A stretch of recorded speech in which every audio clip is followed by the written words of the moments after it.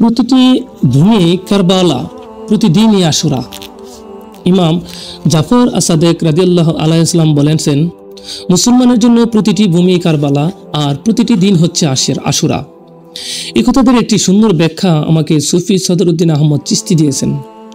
তার মতে ইমাম জাফর আসাদেক আলাইহিস সালামের এই কথাটি মুসলমানদের জন্য অত্যন্ত গুরুত্বপূর্ণ এবং তাৎপর্যপূর্ণ। ভূমি বলতে এখানে প্রতিটি মানব দেহ, আর প্রতিদিন বলতে প্রতিটি মুহূর্তকে বোঝানো হয়েছে। কারবালার সেই ভয়াবহ দৃশ্যের কথা একবার মনে করুন। আপনি নিজেই কারবালায় একজন অবরুদ্ধ। ওই সময় আপনার মানসিক অবস্থা একবার চিন্তা করে দেখুন। একমাত্র আল্লাহর স্মরণ ব্যতীত পৃথিবীর কোনো মোহ, কোনো লোভ, লালসা, হিংসা, স্বার্থপরতা ইত্যাদি আপনাকে কি গ্রাস করতে পারবে? পরম করুণাময় আল্লাহর প্রতি আপনার তাকওয়া ও নির্ভরশীলতা কি কোনো তুলনা হয়? এমনই অবস্থায় আপনি হবেন ধীর, স্থির, অচঞ্চল ও অটল। আপনি হবেন সম্পূর্ণরূপে একজন সিরাতুল মুস্তাকিমের পথিক। একটি নিঃশ্বাসও যখন আপনি আল্লাহর স্মরণ ব্যতীত গ্রহণ করবেন না, প্রতিটি মুসলমানকেও তার পার্থিব জীবনের প্রতিটি মুহূর্তে আল্লাহর তাওয়াক্কালের মধ্যেই কাটাতে হবে। আল্লাহর উদ্দেশ্যে, আল্লাহর স্মরণে, আল্লাহরে নির্দেশিত পথে মুসলমানের প্রতিটি কর্ম ও চিন্তা পরিচালিত হতে হবে। এই হচ্ছে মুসলমানের জন্য কারবালার শিক্ষা।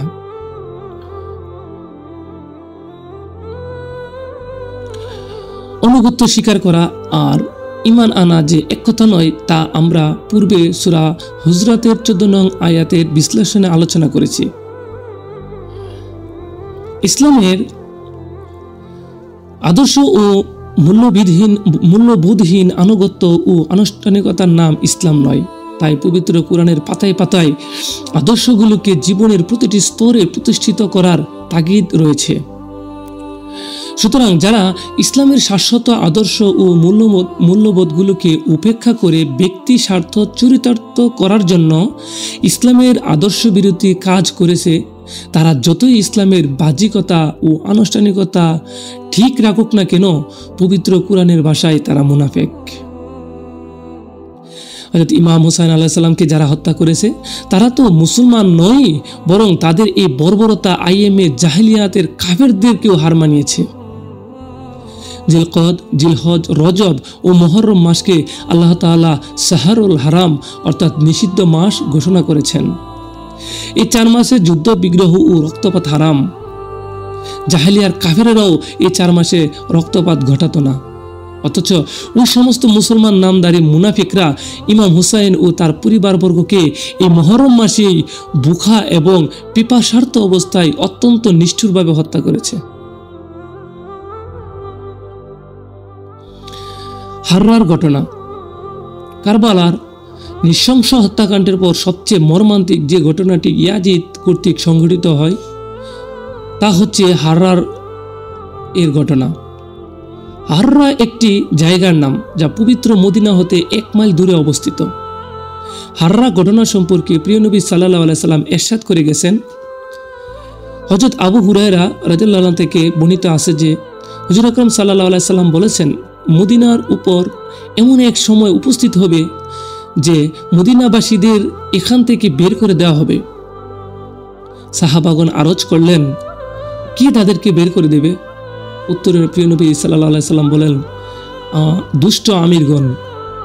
বুখারী ও মুসলিম শরীফে উল্লেখ আছে, নবীজি সাল্লাল্লাহু আলাইহি সাল্লাম বলেছেন, কুরাইশ গোত্রীয় লোকদের হাতে আমার উম্মত ধ্বংস হবে। তিনি আরও বলেন, মদিনায় এমন যুদ্ধ সংঘটিত হবে যার ফলে দিন এখান থেকে এমনভাবে বের হয়ে যাবে যেমন মাথা মুন্ডনের ফলে চুল মাথা থেকে বের হয়ে যায়।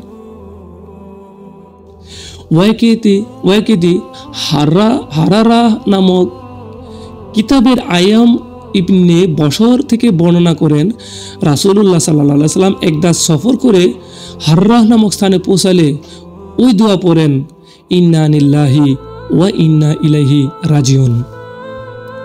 হযরত উমর জিজ্ঞাসা করলেন, ইয়া রাসূলুল্লাহ, আপনি কেন এই দোয়া পড়লেন? উত্তরে রাসূলুল্লাহ বললেন, হারার এই মরুপ্রান্তরে আমার উম্মতের শ্রেষ্ঠ ব্যক্তিদেরকে হত্যা করা হবে।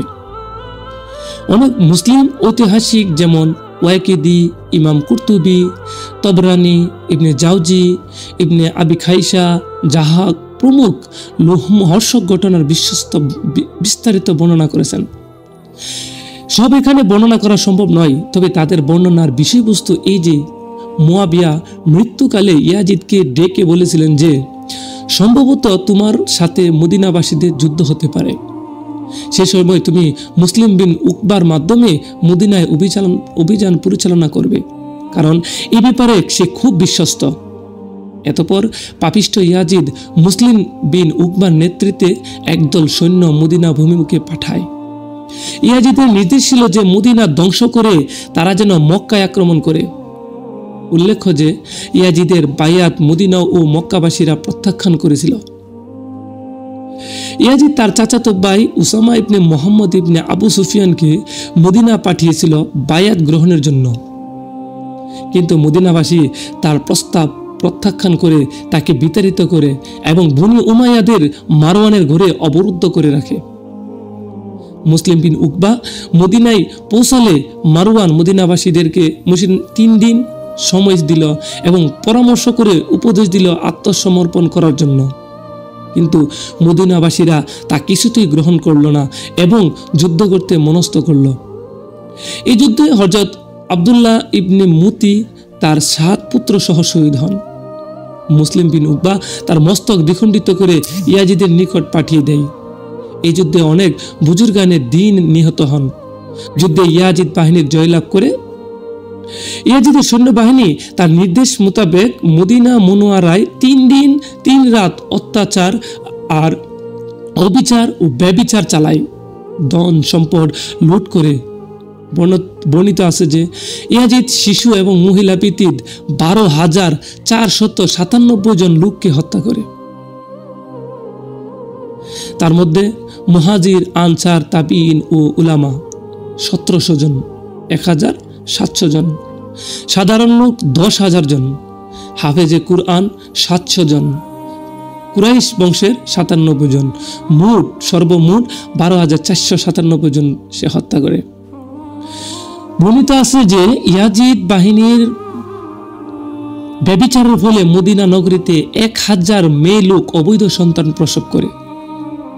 উল্লেখ আছে হাররার হৃদয় বিদারক ঘটনার প্রাক্কালে ইয়াজিদ বাহিনীর হাতে হযরত আবু সাঈদ খুদরির মতো বিশিষ্ট সাহাবীও লাঞ্ছিত হন।